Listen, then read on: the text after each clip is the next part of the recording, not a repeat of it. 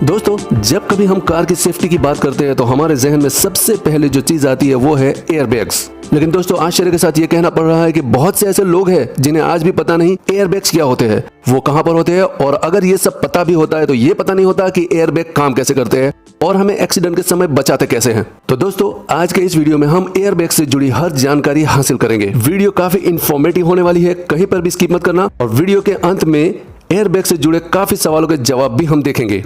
ये वीडियो अगर आपने पूरी देख ली तो एयरबैग से जुड़े काफी डाउट्स आपके क्लियर हो जाएंगे। तो चलिए वीडियो शुरू करते हैं। दोस्तों, कार में सीट बेल्ट होने के बावजूद भी एयरबैग्स को क्यों लाना पड़ा? क्या सीट बेल्ट हमें एक्सीडेंट से प्रोटेक्ट नहीं करते?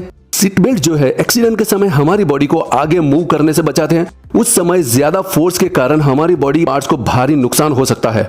इस नुकसान से बचाने के लिए आजकल के मॉडर्न सीट बेल्ट टॉर्शन बार की मदद से थोड़ा सा फोर्स रिलीज करते हैं, जिसकी वजह से हमारी बॉडी थोड़ा आगे मूव कर जाती है और फिर वहीं पर टॉर्शन बार बॉडी को रोक लेता है। लेकिन दोस्तों, सीट बेल्ट सिर्फ हमारी बॉडी के अपर पार्ट्स को रोकता है। हमारा हेड और हाथ गाड़ी की ज्यादा स्पीड के कारण आगे मूव कर जाते हैं और हमारा हेड बुरी तरह से स्टीयरिंग या डैशबोर्ड से टकरा सकता है, और सीट बेल्ट होने के बावजूद ये एक्सीडेंट जानलेवा हो सकता है। इंजीनियर्स ने एयरबैग्स इंट्रोड्यूस करके इस समस्या का हल ढूंढ निकाला। एयरबैग्स में कुशनिंग इफेक्ट होती है जो हेड को कार के डैशबोर्ड से टकराने से प्रोटेक्ट करते हैं। अब आपको इतना तो समझ में आ गया होगा कि एयरबैग्स को लगाने की जरूरत क्यों पड़ी।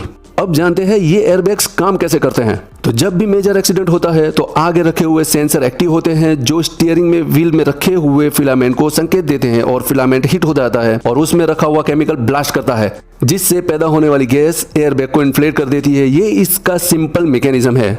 आइए इसके बारे में थोड़ा डिटेल में जानते हैं। सबसे पहले जो एयरबैग्स बनाए गए थे उसमें कंप्रेस्ड एयर का उपयोग होता था, और सेंसर के तौर पे जो स्प्रिंग इस्तेमाल होती थी वो एक्सीडेंट को सही से जज नहीं कर पाती थी, और जो कंप्रेस्ड एयर थी वो इतनी जल्दी बैग को भर नहीं पाती थी कि हेड को डैशबोर्ड से टकराने से रोक सके। तो ये सिस्टम शुरू में ही फेल हो गई और इसे कभी इस्तेमाल में लाया नहीं गया। इस विषय में जॉयसन सेफ्टी सिस्टम के फाउंडर मिस्टर एलन के ब्रीड ने एक नया आविष्कार कर दिखाया। उन्होंने सेंसर स्प्रिंग के स्थान पर बॉल इन ट्यूब को इस्तेमाल किया, जिसकी एक्यूरेसी स्प्रिंग से कहीं ज्यादा थी। इस सिस्टम में मेटल का एक बॉल होता है जो दो मैग्नेट के द्वारा एक जगह फिक्स होता है। एक्सीडेंट होने पर उस बॉल को कार की स्पीड की वजह से इतना झटका महसूस होता है कि वो आगे की ट्यूब में खिसक जाता है, जहां वो एक सर्किट के संपर्क में आता है और उस सर्किट में करंट पैदा हो जाता है, जो स्टीयरिंग के सिलेंडर में रखे हुए फिलामेंट के टेम्परेचर को 300 डिग्री से ज्यादा हीट कर देता है और उसमें रखा हुआ केमिकल ब्लास्ट कर जाता है। तो ये केमिकल कौन सा है और ये ब्लास्ट कैसे करता है, और उसके ब्लास्ट करने से फायदा क्या होता है? एक्चुअली स्टीयरिंग के सिलेंडर के अंदर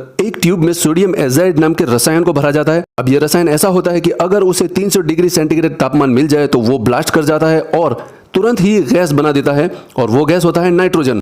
50 gram sodium azide 70 litre nitrogen में तब्दील हो जाता है। इस ट्यूब में हीटिंग फिलामेंट को भी रखा हुआ होता है, यानी ये केमिकल गैस फॉर्म में आ जाता है और पलक झपकते ही एयरबैग को भर देता है। अब आपको समझ में आ गया होगा कि जब एक्सीडेंट होता है तो कार की स्पीड की वजह से मेटल बॉल आगे की ट्यूब में खिसक जाता है और उसमें लगी हुई सर्किट के कांटेक्ट में आ जाता है, जिसकी वजह से करंट फ्लो होता है और उसके दूसरे सिरे पर रखे हुए फिलामेंट को 300 डिग्री सेंटीग्रेड से भी ज्यादा हीट कर देता है, जिसकी वजह से इस फिलामेंट के संपर्क में रखा हुआ सोडियम एजाइड ब्लास्ट कर जाता है और नाइट्रोजन गैस में तब्दील होकर 30 मिली सेकंड में एयरबैग को भर देता है और हमें इंजरी होने से बैग्स बचा लेते हैं। लेकिन दोस्तों, आगे चल के इस सिस्टम में भी बहुत सारी खामियां सामने आई। इनमें सबसे पहली समस्या खुद सोडियम एजाइड ही बन गया।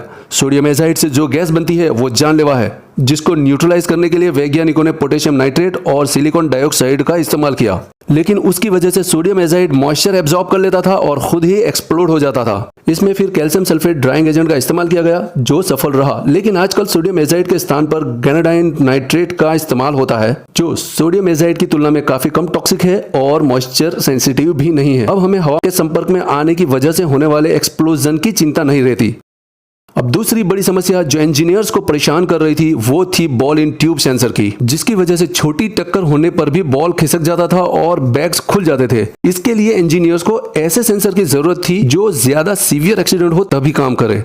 आजकल MEMS सेंसर का इस्तेमाल होने लगा है, जो एक एडवांस इलेक्ट्रिक कंट्रोल सिस्टम है। ये सेंसर इस तरह सेट किया गया है कि एक्सीडेंट की सीवियरिटी अगर घातक हो तभी काम करता है। इस सिस्टम में सेंसर एक्टिवेट होते ही एक खास इलेक्ट्रिक कंट्रोल यूनिट एक्टिवेट हो जाता है और वो wheel speed sensor, gyroscope, brake pressure sensor और सीट ऑक्यूपेंसी सेंसर से इनपुट कलेक्ट करता है और खुद डिसाइड करता है कि कब और कितना एयरबैग्स को इन्फ्लेट करना है, और उसके अनुसार वो इग्नाइटर को संकेत भेजता है। इग्नाइटर 2 मिलीसेकंड में एक्सप्लोजन करा देता है और बैग को 20 से 30 मिली सेकंड में भर देता है, जिसकी स्पीड होती है लगभग 320 किलोमीटर प्रति घंटा। और ये बैग 100 मिली सेकंड तक भरे रहते हैं और साथ ही धीरे धीरे प्रेशर भी रिलीज करते जाते हैं, जिसकी वजह से आपको एयरबैग्स का झटका न लगे और आपको बेहतर कुशनिंग प्रोवाइड कर सके। तो दोस्तों, मैंने एयरबैग्स का पूरा मैकेनिज्म आपको बता दिया। अब इससे जुड़े कुछ सवालों के जवाब भी जान लेते हैं, जो आपको काफी काम आने वाले हैं। क्या सीट बेल्ट नहीं लगाया होगा तब भी एक्सीडेंट के समय एयरबैग्स खुलते हैं? जवाब है नहीं, क्योंकि एयरबैग्स खुलने की स्पीड 320 किलोमीटर प्रति घंटा होती है। अगर सीट बेल्ट नहीं लगे होंगे तो आप एयरबैग से 320 किलोमीटर प्रति घंटा से भी ज्यादा स्पीड से टकराओगे, जो आपके लिए जानलेवा हो सकता है।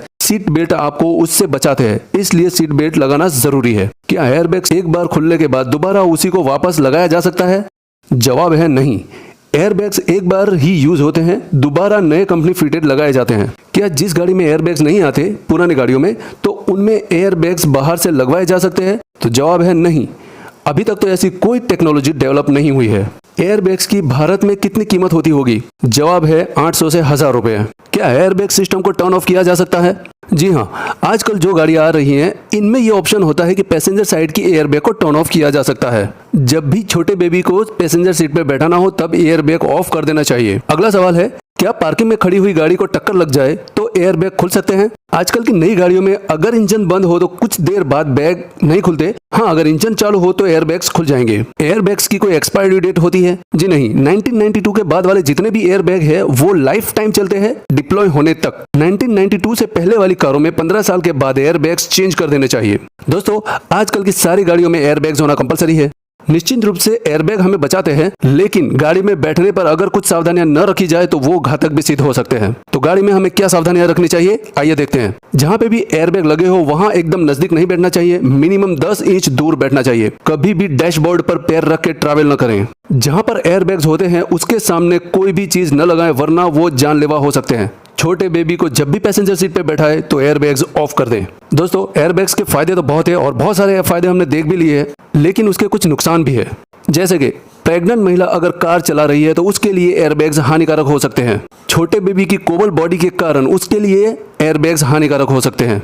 एयरबैग खुलने पर आपकी चेस्ट पर जोरदार दबाव होता है। अगर आपकी पॉकेट में धारदार चीज या मोबाइल रखा हो तो वो जानलेवा हो सकता है। तो दोस्तों, ये थी एयरबैग से जुड़ी कुछ मालूमात। वीडियो अगर आपको इन्फॉर्मेटिव लगा हो तो लाइक और शेयर जरूर कर दीजिएगा और हमारे इस चैनल को सब्सक्राइब करना ना भूले। मिलते हैं अगले वीडियो में कुछ ऐसी रोचक जानकारियों के साथ। तब तक के लिए जय हिंद।